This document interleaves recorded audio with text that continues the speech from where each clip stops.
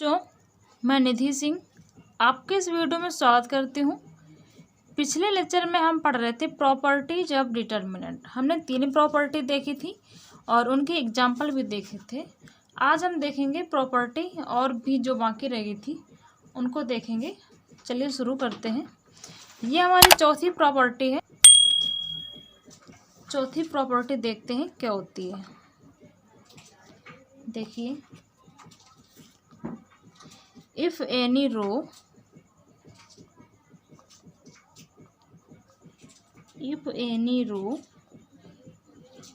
or column of a determinant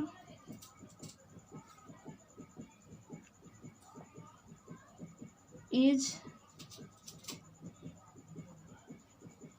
multiplied by some constant k, then the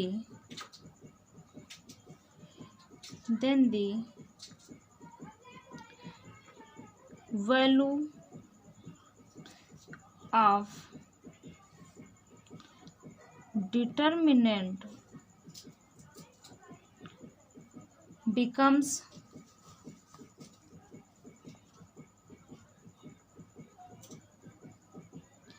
k times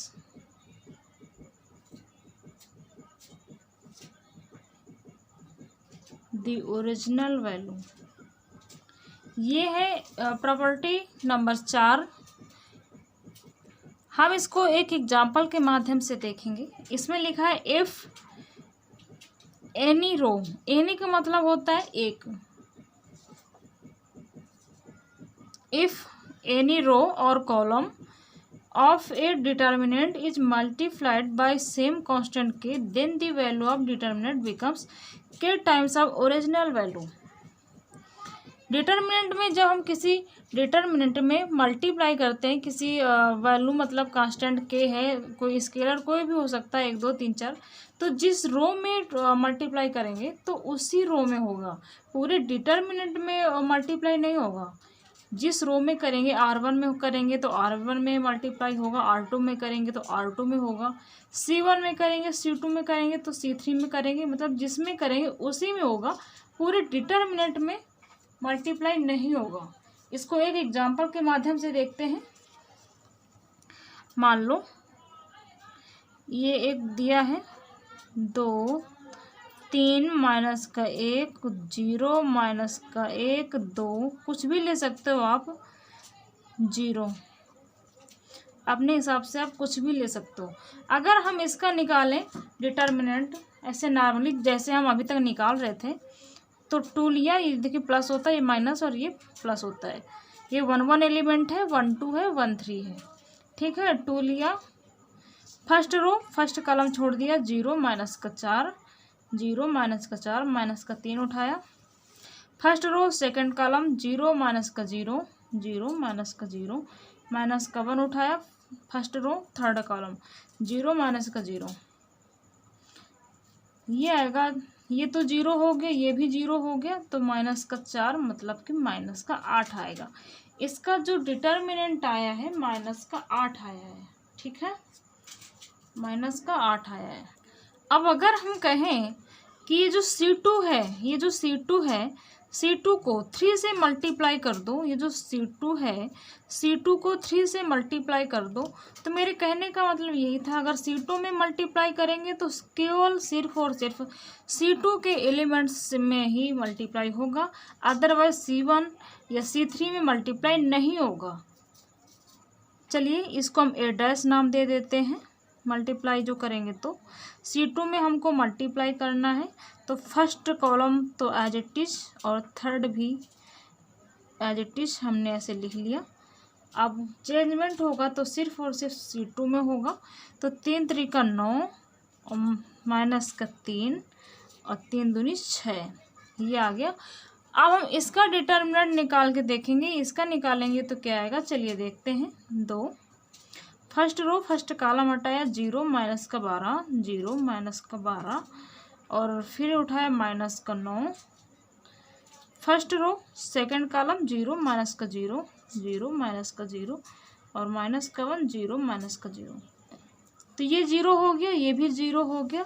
तो minus का 12 गुणा करेंगे, ये आएगा माइनस का 24, माइनस का 24 आया। तो मेरे कहने का मतलब ये है, देखिए हमने इसमें मल्टीप्लाई नहीं करा था तब हमारा माइनस का 8 आया, इसमें हमने मल्टीप्लाई कर दिया तो माइनस का 24 आया। इसमें हमने 3 का मल्टीप्लाई कर दिया, C2 में किया, तो ये जो डिटर्मिनेंट आया ये हमारा माइनस का 24 आया। अगर हम माइनस के 8 में अगर हम 3 से गुणा कर दें तो ये भी हमारा माइनस का 24 आएगा। कहने का मतलब किसी भी रो या किसी भी एक कॉलम में किसी भी नंबर से आप मल्टीप्लाई करेंगे तो उसका मतलब यही है कि पहले वाले का जो डिटर्मिनेंट आएगा उसमें मल्टीप्लाई करोगे, उसके मल्टीप्लाई करने के बाद उसके इक्वल आएगा। देखिए अगर हमने इसमें 3 का मल्टीप्लाई कर दिया तो माइनस का 24 आ रहा है, और यही चीज़ हमने C2 में किया तो माइनस का 24 आ रहा है। चलिए थोड़ा सा और देखते हैं। और डिटर्मिनेंट और मैट्रिक्स में क्या अंतर होता है वो थोड़ा सा देख लेते हैं कि डिटर्मिनेंट जो है उसमें मल्टीप्लाई कैसे होता है और उसमें कैसे होता है मैट्रिक्स में। तो मैट्रिक्स तो हम लोग पढ़ ही चुके हैं डिटेल में, लेकिन फिर भी बता दूं, ये है हमारा डिटर्मिनेंट, ठीक है। और मान लो 3 मैंने आगे लिख दिया, ये है हमारा डिटर्मिनेंट। और इसी डिटर्मिनेंट्स को हम मैट्रिक्स बना के लिख दें तो क्या होगा, हमने मैट्रिक्स बना दिया, इसी को हमने मैट्रिक्स बना दिया। तो मल्टीप्लाई में क्या अंतर होता है, देखिए इसमें अगर हम मैट्रिक्स में मल्टीप्लाई करेंगे तो क्या आएगा, मैट्रिक्स में मल्टीप्लाई करने का मतलब है कि 3 जब अंदर जाएगा तो हर एक एलिमेंट से 3 का मल्टीप्लाई होगा, हर एक एलिमेंट में 3 का मल्टीप्लाई होगा। तो इसको हम कैसे लिखते थे, हर एक एलिमेंट को 3 से मल्टीप्लाई करा के लिख देंगे। 3 दूनी 6, 3 त्रिका 9, 3 एकम 3, माइनस का 3, 3 दूनी 6, 5 ती 15, 6 त्रिका 18, 7 त्रिका 21, और आ जाएगा 24। ये आ गई हमारी मैट्रिक्स। मैट्रिक्स में ऐसे मल्टीप्लाई कराते हैं। अगर 3 कॉमन लेंगे इससे, अगर हम इससे 3 कॉमन लेंगे तो हर एक रो से और हर एक कॉलम से मतलब 3 कॉमन आएगा। और रही बात इसमें कैसे मल्टीप्लाई करते हैं डिटर्मिनेंट में, तो मैं ये बता दूं, अगर हम इसमें मल्टीप्लाई करेंगे तो किसी एक में ही करा सकते हैं हम, या तो हम C1 में करा दें, या तो हम C1 में करा दें, या तो हम C2 में करा दें, या तो हम C3 में करा दें, या तो C1 में करा दें, या तो C2 में करा दें, या तो C3 में करा दें, या तो फिर अदरवाइज ये हमारा R1 है इसमें करा दें, और ये हमारा R2 है इसमें करा दें, ये हमारा R3 है इसमें करा दें। मतलब किसी एक रो या किसी एक कॉलम में करा सकते हैं। इसकी तरह हम मतलब मैट्रिक्स की तरह हर एक एलिमेंट से मल्टीप्लाई नहीं हो सकता। ये मैट्रिक्स है और ये डिटर्मिनेंट है, बस इसमें यही फ़र्क है कि मैट्रिक्स में हर एक एलिमेंट से मल्टीप्लाई होता है और इसमें हर एक एलिमेंट से ना हो करके एक किसी रो या किसी कॉलम से मल्टीप्लाई होता है। मान लो मैंने रो 2 से करवा दिया, R2 से करवा दिया 3 का मल्टीप्लाई, तो क्या आएगा, देखिए फर्स्ट में और थर्ड में मतलब फर्स्ट रो और थर्ड रो में तो कोई चेंजमेंट आएगा नहीं, तो ऐसे लिखेंगे 2 3 1 और 6 7 8। ये हमारी फर्स्ट रो है, ये हमारी थर्ड रो है, और सेकंड रो में हम मल्टीप्लाई करा रहे हैं 3 का, तो ये आएगा माइनस का 3 और 3 दूनी 6 और 3 पचे 15। इसमें मैट्रिक्स में और डिटर्मिनेंट में यही अंतर है कि मैट्रिक्स में जब हम मल्टीप्लाई करेंगे तो हर एक एलिमेंट से मल्टीप्लाई होगा, और हर एक एलिमेंट से कॉमन भी होगा, लेकिन इसमें ऐसा नहीं होगा। इसमें हम किसी एक से कॉमन लेंगे और किसी एक में मल्टीप्लाई करेंगे, वो R1 हो, R2 हो, R3 हो, अदरवाइज C1 C2 C3 कोई भी हो, एक बार में एक ही ले सकते हैं। प्रॉपर्टी नंबर 4 हमारी कंप्लीट हो गई। अब हम प्रॉपर्टी नंबर 5 देखेंगे। ये जो मैं प्रॉपर्टी लिखा रही हूँ, समझा रही हूँ एग्जाम्पल देके, तो ये प्रॉपर्टी आपके बुक में दिए हैं, देख लेना।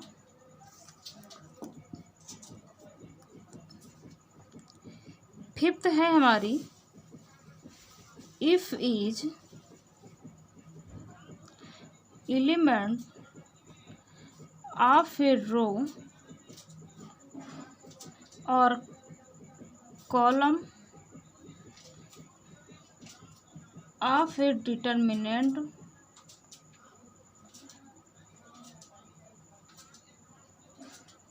is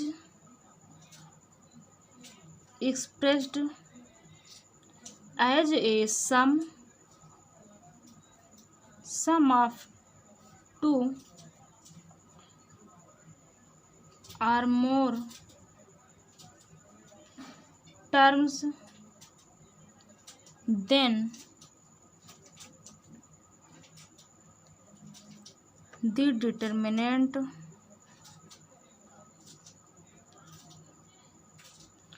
can be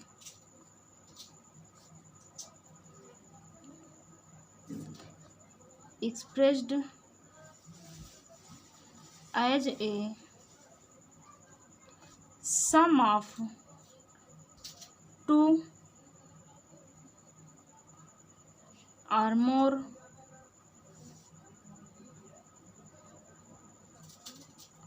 determinant. ये जो फिफ्थ प्रॉपर्टी है बहुत कम यूज होती है, बिल्कुल ना के बराबर। इसका भी एक एग्जांपल देख लेते हैं। ए बराबर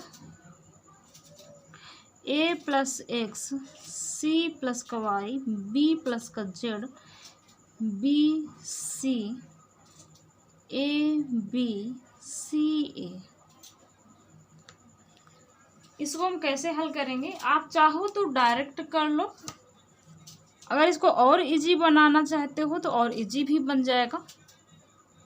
वो कैसे बनेगा देखिए, पहले हम क्या करेंगे, ए सी बी ले लेंगे और ए सी बी के साथ ये दोनों कॉलम भी ले लेंगे, और जो दूसरा हमारा डिटर्मिनेंट बनेगा उसमें एक्स वाई जेड ले लेंगे और उसमें ये दोनों कॉलम भी साथ में ले लेंगे। देखिए ए सी बी, बी ए सी और सी बी ए हमने ले लिया। बीच में लगाएंगे प्लस का चिन्ह, ए सी बी, बी ए सी, सी बी ए। दूसरा आएगा डिटर्मिनेंट हमारा एक्स वाई जेड, बी ए सी, सी बी ए। कहने का मतलब ये है कि अगर आपको इसमें कोई प्रॉब्लम हो, कोई डाउट हो, मतलब हल करने में, माइनस प्लस में या मल्टीप्लाई करने में गलत हो जा रहा है, तो आप ऐसे कर लो और करने के बाद दोनों को जोड़ दो, वही आएगा जो आप ऐसे हल करोगे और वो ऐसे भी आएगा, इन दोनों का सेम आएगा। 6 प्रॉपर्टी देखते हैं। पहली बात तो फिफ्थ का ज़्यादा यूज नहीं होगा। 6 प्रॉपर्टी देखते हैं। 6 प्रॉपर्टी है हमारी, the value of determinant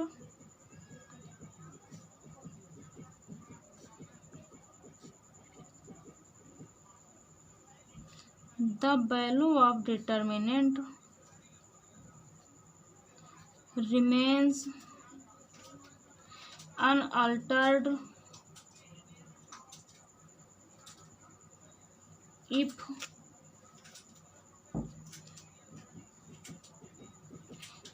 to each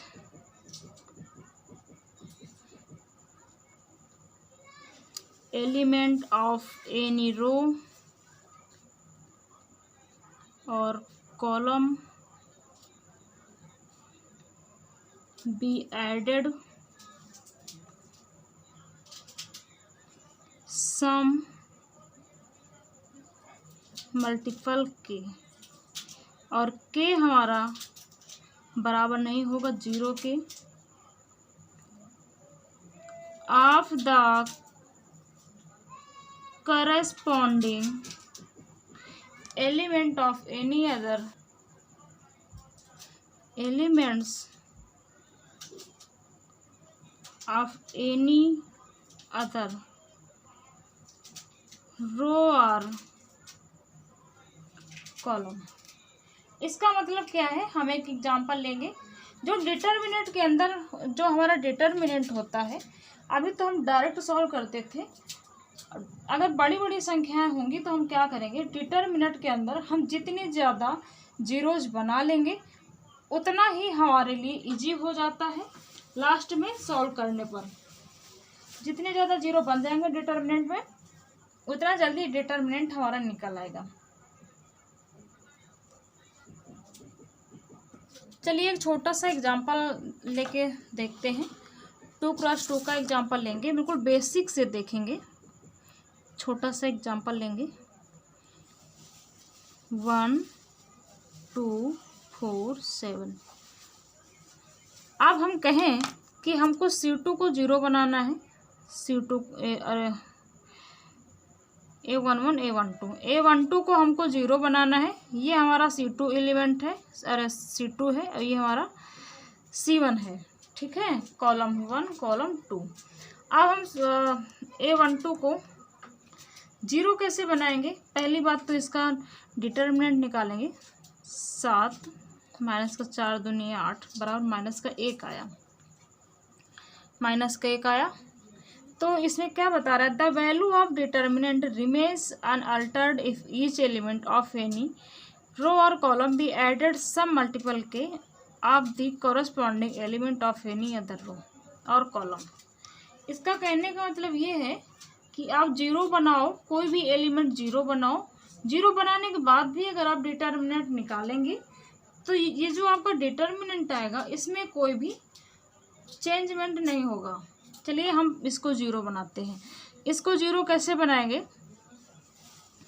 या तो C1 माइनस C2 करके, या तो R1 R2 से तो होगा नहीं, यहाँ 7 है, यहाँ 2 है, यहाँ मतलब टिपिकल हो जाएगा, होने तो हो जाएगा लेकिन टिपिकल हो जाएगा। हमको 1 दिख रहा है, 1 में हम क्या करें, C1 में क्या करें, 2 से हम मल्टीप्लाई कर दें। देखिए C1 में क्या करें, 2 से मल्टीप्लाई कर दें, 2C1। C1 में हमने 2 से मल्टीप्लाई कर दिया। मल्टीप्लाई करने के बाद इसके बाद हम क्या करें, घटा दें, किसमें, C2 में, क्योंकि हम C2 इसको हमको 0 करना है। और हम ये अप्लाई किसके लिए कर रहे हैं, C1 के लिए कि C2 के लिए, ये बताने के लिए हम ऐसे C2 लिख के एरो का चिन्ह बना देंगे, क्योंकि हम C2 के लिए अप्लाई कर रहे हैं। और ये होता है हमारा कॉलम ऑपरेशन। अगर हम रो में काम करते तो होता हमारा रो ऑपरेशन, कॉलम पे काम कर रहे हैं तो ये है हमारा कॉलम ऑपरेशन। इसमें हमने क्या किया, इसको 0 बनाने के लिए हमने किया, C1 में 2 से गुणा कर दो। जब C1 में 2 से गुणा करेंगे तो C1 के हर एक एलिमेंट में 2 का गुणा होगा, ठीक है। गुणा करने के बाद C2 में C1 को हम घटा देंगे। चलिए देखते हैं, अगर हम इसमें 2 का गुणा करेंगे तो ये आएगा हमारा 2 और ये आएगा 8, ठीक है। ये आएगा 2, ये आएगा 8, और ये तो 2 7 तो ऐसे ही रहेगा। तो माइनस C2 पहले हम लिखेंगे 2 और 7, ठीक है, क्योंकि हमको C2 में C1 घटाना है, C2 में 2C1 घटाना है। तो 2 का मल्टीप्लाई 1 में किया तो 2 आ जाएगा, और 4 में किया तो 8 आ जाएगा। तो ये आ जाएगा 0 और ये आ जाएगा माइनस का 1। तो ये जो हमारा नया आएगा, नया क्या आएगा, देखिए दिख रहा है, इधर देखिए 1 4 0 और माइनस का 1। इसमें कोई चेंजमेंट नहीं होगा। कॉलम फर्स्ट कॉलम में C1 में कोई चेंजमेंट नहीं होगा, सिर्फ और सिर्फ चेंजमेंट होगा तो C2 में होगा, और C2 में चेंजमेंट हो गया। अब इसका हम निकालेंगे डिटर्मिनेंट, माइनस का 1 और माइनस का 0 बराबर आया माइनस का 1। अब देखिए इस डिटर्मिनेंट में और इसमें कोई फ़र्क है? कोई फ़र्क नहीं है। माइनस का 1 इसमें भी आ रहा है, माइनस का 1 इसमें भी आ रहा है। मेरे कहने का मतलब यही है कि आप किसी भी एलिमेंट को 0 बना लो, कोई फ़र्क नहीं पड़ता।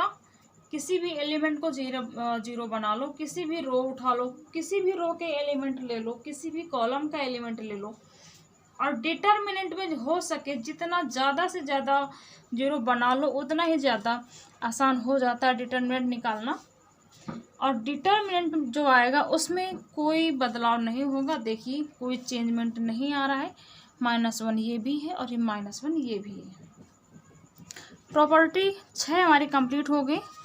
अब हम देखेंगे प्रॉपर्टी 7, और 7 के बाद कंप्लीट हो जाएगी। और ये प्रॉपर्टी बहुत कम यूज होती है। बेसिकली सबसे ज़्यादा यूज प्रॉपर्टी जो मैंने 6 बताई वही यूज होगी 4.2 में। पहले हम प्रॉपर्टी क्लियर कर लें, इसके बाद एक्सरसाइज 4.2 एलिमेंट्स ऑफ मैथमेटिक्स की और एनसीईआरटी की दोनों की देखेंगे।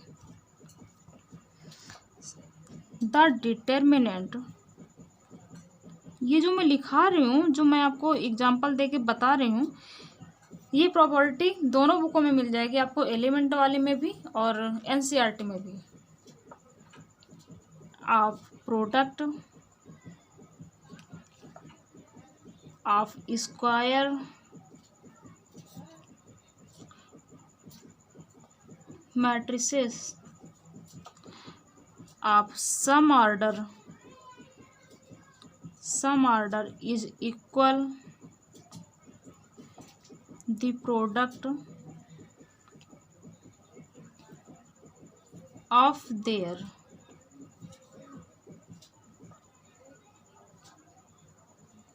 respective determinants। बेसिकली ये बहुत कम यूज होती है। मान लो एक छोटा सा एग्जांपल लेती हूँ मैं।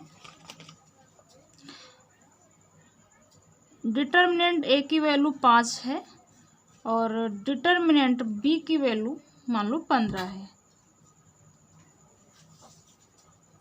डिटर्मिनेंट बी की वैल्यू 15 है।